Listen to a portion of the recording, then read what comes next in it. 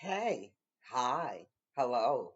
Welcome to Diana Emerson. Today we are listening to Forensic Files,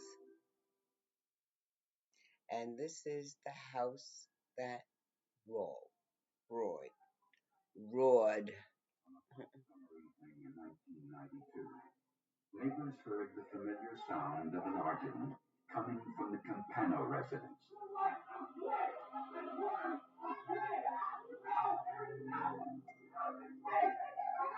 According to Christopher Campano, his wife left the house shortly after their argument to calm down.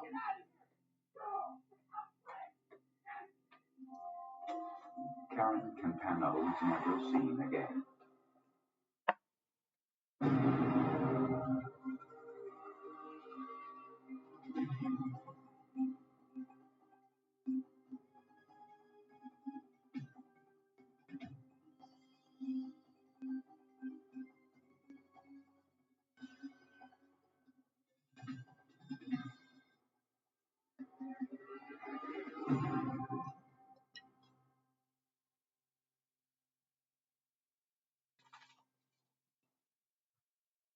Karen Campano was just 2 weeks shy of her 43rd birthday when she disappeared.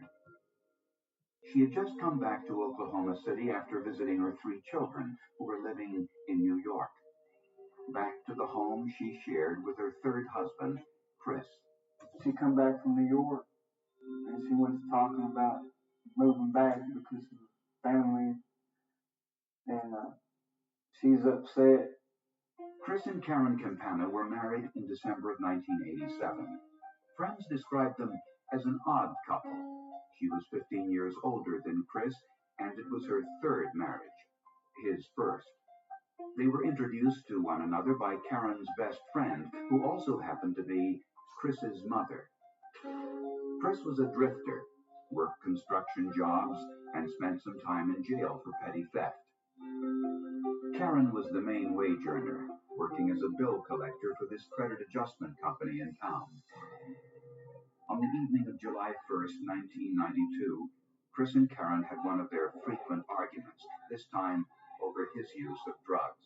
And I was into drugs, and she was, nagging at me and trying to get me in drug programs, just trying to help. It was loud enough for the neighbors to hear. I could hear Karen screaming and no, please, please, and don't do that. And couldn't make out a lot of what was being said, just a lot of screaming. According to Chris, after the argument, Karen left the house for a walk, headed to the Buy for Less convenience store for some personal items a few blocks away. Chris left too, driving to a local bar for a few drinks, staying until about midnight. The next morning, Chris called Karen's office to see if she had reported to work. Her supervisor said she hadn't shown up or even called in. Chris then phoned the police to report her missing. When the police arrived to take Chris's statement, they looked around briefly and reported seeing no evidence of foul play or anything out of place or unusual. If a person is going to run away or leave her husband, she's not just going to walk away and leave everything behind. She's going to take the things that mean the most to her, especially when you're dealing with a woman, things of, toiletries, makeup, and that kind of thing. And of course, we found all those things intact in the bedroom, in the bathroom, and it was as if she just disappeared off the face of the earth without taking anything with her. While the police were there, Chris mentioned that the house had been burglarized the night before while he was out drinking and that some items were missing. Police asked Chris to sign a waiver to allow a search of the house. And he agreed to do so and thought that would be good, and even commented that he hoped that we found something in the house that would help us with the investigation. The first thing I recall seeing is the bed was against the south wall, and right next to the bed was a large white trash bag. And underneath that trash bag, I could see a very large brownish colored stain. Of course, the next thing we did was we got some Hemosticks, which we carried in our vehicle. A Hemostick is a chemical strip that can immediately tell whether or not blood is present. Take the dry Hemostick and with your finger just lightly smear it on the suspect stain for some of it to transfer onto the Hemosticks. take a drop of distilled water, put it on the heme stick, click off the excess water, and you have a dark green, which is a positive presumptive test for the presence of blood. The stain on the carpet was indeed blood, but was it human? And if so, whose was it? The first day we were in the house, I put on a pair of gloves, and that spot on that carpet was still moist. This piece of carpet and the padding was completely soaked with blood. It was such a massive amount of blood that there was no actual moisture involved in it. It was not completely dry. The carpet was removed and delivered to the Oklahoma City Police Department's forensic chemistry lab. I went on to do a octolony test. Is a species determination test to determine as to whether or not that blood came from a human or an animal source. It was human blood. That was enough to convince me that we weren't dealing with a routine missing persons case. The police needed more to go on and felt the answers lay inside the Campanos' house. When police discovered human blood inside the Campanos' bedroom, they suspected the blood stain might belong to Karen Campano. They also suspected that Chris knew more about her disappearance than he was admitting. She left at 7:30. What did you do then? Under police questioning, Chris maintained that he knew nothing about his wife's whereabouts, but his alibi was weak. The bartender didn't recall seeing Chris Campano on the night of July 1st, and police discovered that Chris had pawned some of Karen's jewelry the morning after her disappearance. Without a body, the only thing left for the police to do was run more tests inside the house. There weren't any visible signs of violence besides the bloodstain they found in the bedroom. We saw a typical little frame house for central Oklahoma City that, as you went inside, looked quite clean, quite neat. Things had been cleaned out of it. The walls looked clean, ceiling looked clean, the floor looked clean. So there wasn't much to see at all. So they decided to look for blood which may have been cleaned up or wasn't visible to the naked eye. To do so, investigators used a special chemical solution called luminol, an extremely sensitive test which can detect blood which has been removed by water or even detergents and bleach. Luminol is a fluorescence type chemical. Spray it on a substance that may contain blood. It reacts with the heme group in the blood itself. The iron portions will luminesce or fluoresce. To do the luminol test, investigators needed complete darkness, so they waited until nightfall. They began their chemical dragnet in the bedroom, where they discovered the stain on the carpet a few days earlier. First, they took photographs of the room, the way it looked to the naked eye. Then they sprayed the luminol. The results were astonishing. There were some instances in that house where it glowed so brightly that you could actually see the person standing next to you. There was so much blood in there. The luminol told a horrific tale. Blood had been everywhere. On the walls, the ceiling, on the doors. It looked like a bloodbath had occurred there. It was something from a horror movie. Even more telling was the blood spatter, which is the placement of the stains. Where they were located, the size of the drops and the trails of blood all told a story. Someone had been beaten in the bedroom with a blunt object. They were in two trails, what we refer to as cast-off trails. So if you have an object, for example, in your hand, and that object was blood-covered, and if you were swinging that object overhead, the centrifugal force of pulling the blood down to the end of the object will cast the blood in the direction the object is being swung. And in this case, it's going to the ceiling. There are two distinct trails, and you can tell that there's at least two swings with the blood-covered object. Luminol was then applied to the rest of the house and even to the outside steps and walkways. At one point, there's a swipe of blood that was on the kitchen door leading into the utility room that would have been about head level if you were carrying a body and had to turn the body sideways to get it through a normal door. And then at that point, it appeared the body was laid down on the ground and then dragged from the utility room down the back steps. And you could see pooled luminescence on each step, and then drag marks that were luminescent all the way down the walkway until you got to the point that you were at the driveway, and at that point they disappeared. Very, very dramatic presentation. The house was telling its story, one of an apparently gruesome attack. But there were still unanswered questions.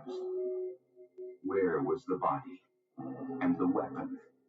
And was the blood Karen Campano's?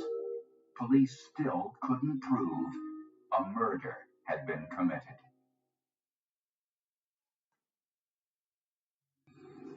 Although the police knew someone was violently attacked inside the Campano residence, they couldn't be sure a homicide had been committed.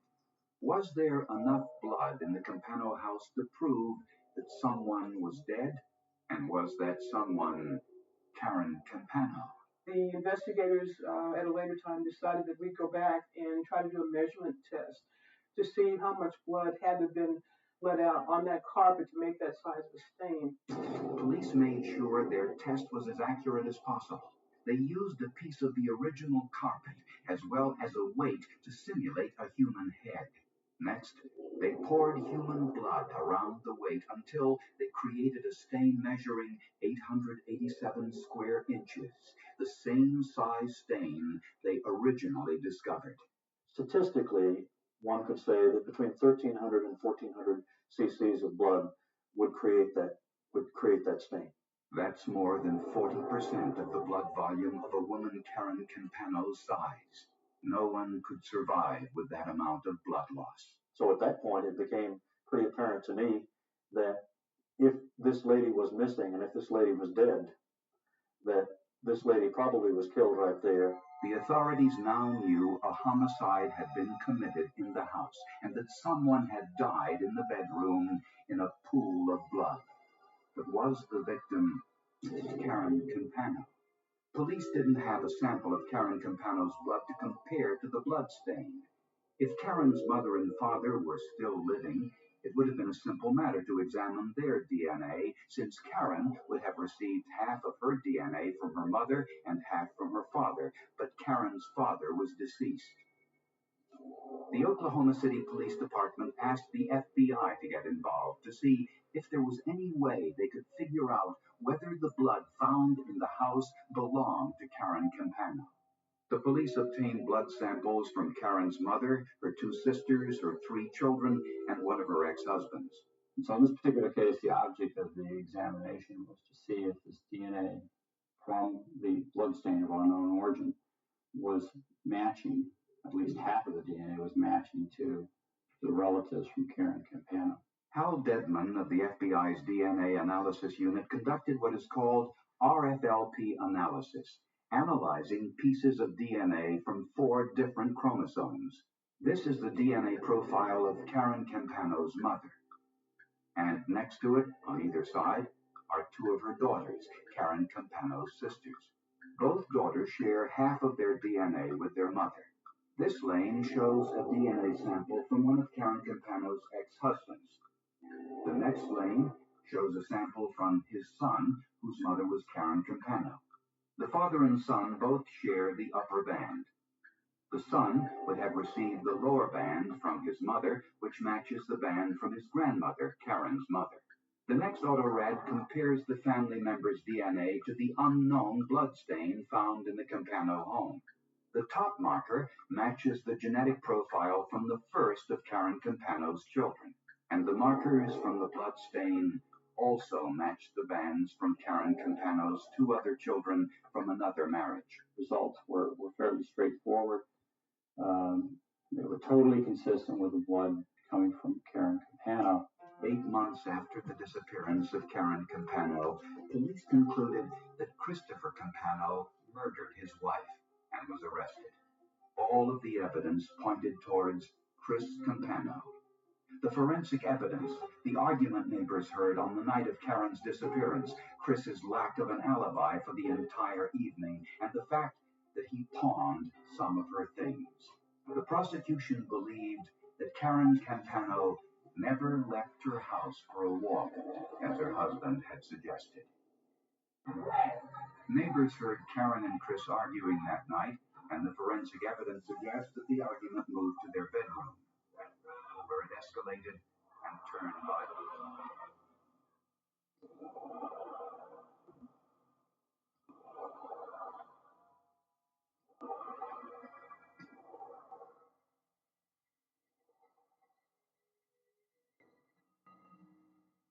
As Chris stood near the window, he struck Karen in the head with a blunt object, at least 3 times, possibly more, producing the cast-off blood trails on the ceiling and walls. Karen fell to the floor, her head striking the bedpost where her blood was also found. As Karen lay bleeding from her massive head injuries, Chris left and went to a local bar. He needed to wait until the neighbors were asleep before removing Karen's body.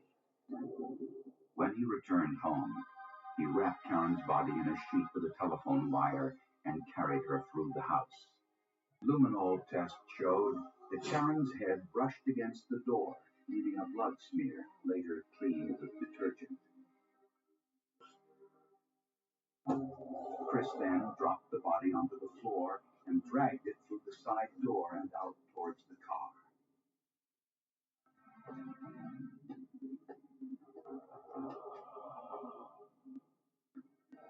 He probably disposed of her body late that night in a deserted location. After returning home, Chris removed all visible traces of blood both inside and out.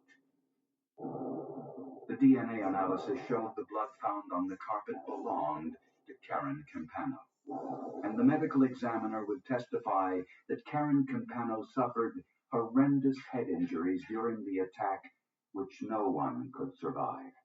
Prosecutors were confident of a conviction, even though they didn't have a body or a murder weapon. I thought it was very likely we might never find the body of the victim.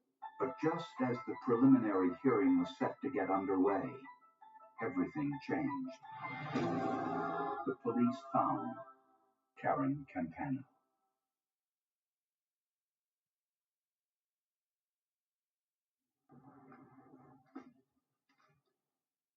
This part right here wasn't quite so grown up with all this ivy, and she was laying right down there by that large cottonwood tree, north to south, and there were some blankets around her. There was no greenery at that time. If there had been greenery at that time, you'd never know she was there. The body lay in a remote area off a major interstate highway until some youngsters on dirt bikes stumbled across it. All we knew was that we had a female's body out there. We had no idea who it was. Of course, we were hoping it was Karen, but we didn't know. There was another important find. Police discovered a piece of a check underneath the body. Although they couldn't determine to whom the check was issued, it was from the Shell Oil Company and mailed to someone in New York. The check was for $83.34. Karen Campano was from New York, and her family had a part interest in a gas station there. This was the first definitive piece that we had, that we knew at that point there was a great possibility that it was Karen. And of course, we wouldn't know for sure until they made identification through dental records and DNA. Dr. Tom Glass heads the Forensic Odontology Department at the University of Oklahoma. With the help of Karen Campano's dental records and an almost complete set of teeth found in the skull of the body, Dr. Glass's task was fairly easy. What I do in making the comparison then is simply go frame by frame by frame of the patient's ante-mortem dental x-rays, the x-rays made by the dentist, with the frames of the same areas made on the skeletonized remains. She had a very thorough dentist who documented what he had done. And that documentation allowed the identification in Karen Campano's case to be very profound. And the DNA analysis of the bone marrow confirmed it. The last doubts had been removed. Personally, I'm glad she was eventually found because of the family back in New York. I talked to him at length over the phone. Later on during the investigation, I met him. They're really great people, and I really had strong feelings for them, hoping one day she would be found so they could put their own fears to rest and give her a decent burial. And Christopher Campano confessed. The remarkable thing about it, the autopsy confirmed the prosecution's theory of how Karen died. And that theory, remember, was based only on the luminol, the blood spatter analysis, and the blood volume tests. The maxilla were fractured, the mandibles were fractured, the nose was fractured, the sinuses were fractured, the skull was extensively fractured, yet the cervical spine was intact, and there were only 3 fractures in the ribs. So this is not the hallmark of somebody that's been run over by a car, or somebody who's at a train wreck, or something like that. This is the hallmark of someone who has sustained a severe beating about the head and face. So it was obvious that this was an assault. Police and forensic science had solved a difficult puzzle. It all told a story. It was just more of the pieces of the puzzle coming together, even all the way to the end when the body was actually found. It's like, we've got most of the puzzle there. You know what it is. Even with some missing pieces, you know what it is. But then with that body found, it's like that was the very last piece that just fit in there. In January of 1994, a year and a half after Karen was killed, Christopher Campano went on trial for his life. His defense attorney couldn't refute the forensic findings. They were just too strong. Once I had decided to make that leap and embrace the evidence, then my task became easier. It was a matter then of looking at the psychological aspects of the case rather than the hard forensics of the case. I suggested to the judge and jury if it was going to be deliberately planned out and methodical, that kind of blood wouldn't be there. There would be none in the house probably. The homicide would have occurred elsewhere if it had been a cold-blooded killing. The jury bought at least part of the argument.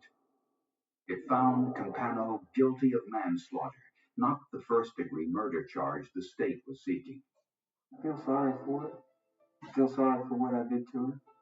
Can't bring her back, I just got to pay for what I've done. Christopher Campano was sentenced to 1,000 years in prison.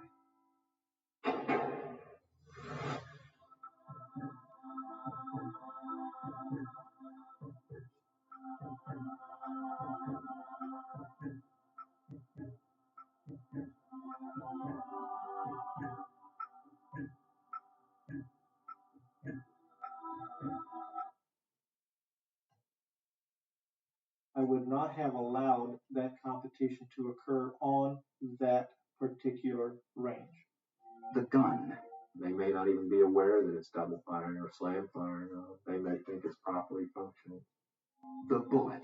If it had been a softer bullet that may not have ricocheted as much, would not have had the velocity. Or if the shooter had been standing at the proper firing line, the shot would have hit the baffle or flown over the building.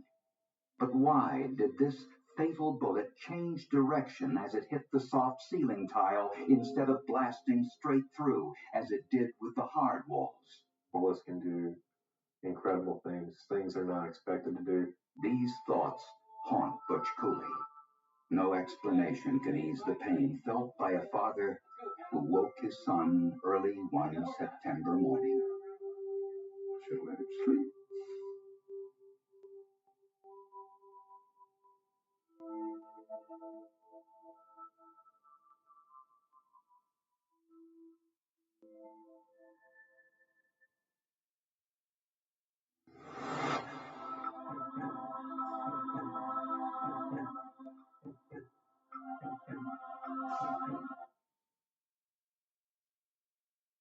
In the first degree, he was sentenced to life in prison without parole for at least 25 years.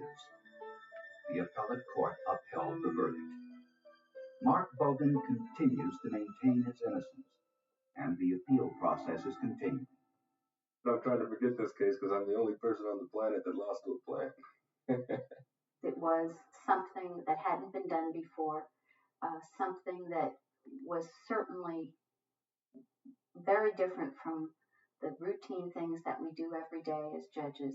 But I love my daughter very much. I love all my children. But It's something we just have to go through. It's done.